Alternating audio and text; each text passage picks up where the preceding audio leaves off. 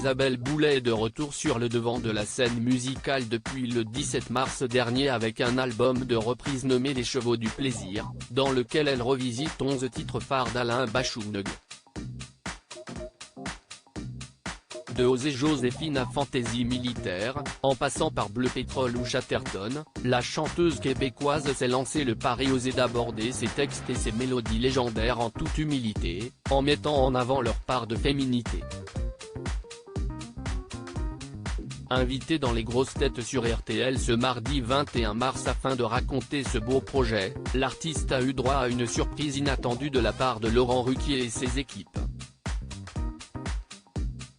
Celle qui partage la vie du ministre de la Justice Éric Dupond-Moretti a en effet eu l'occasion de découvrir et surtout d'entendre pour la première fois les talents insoupçonnés de chanteur de son compagnon.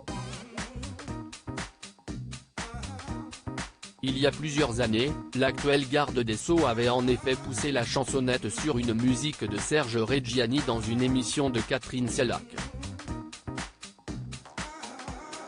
Un enregistrement sur lequel Laurent Ruquier a réussi à mettre la main et qu'il a tenu à faire écouter à son invitée, qui avait elle-même déjà repris du Reggiani dans le passé. C'est pas si mal chanté, c'est le ministre de la Justesse, s'est amusé l'animateur après la diffusion de l'extrait avant d'ajouter « Je suis content d'être celui qui vous l'a fait entendre ». Et Isabelle Boulay de lui répondre, aussi étonnée que charmée par l'interprétation sans fausse note de son compagnon, « Merci, c'est très beau et très tendre ».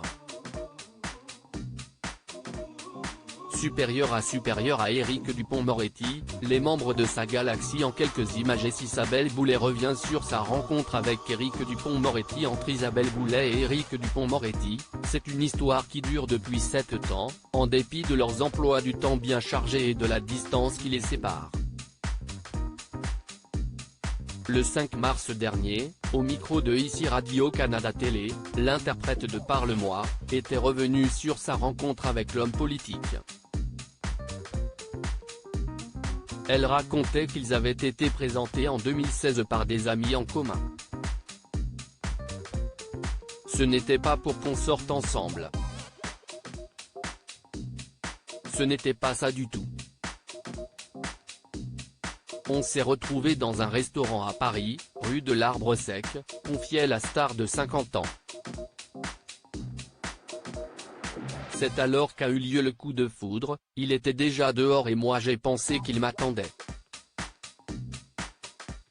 Mais en fait, il était juste allé fumer une cigarette. Je suis arrivé au même moment.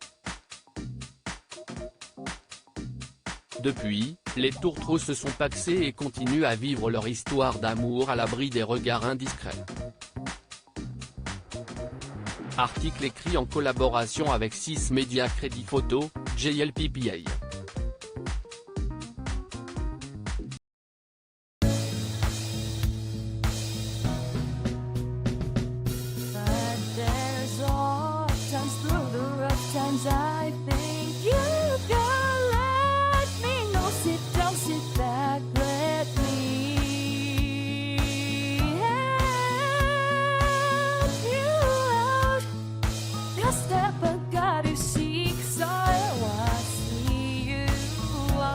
On your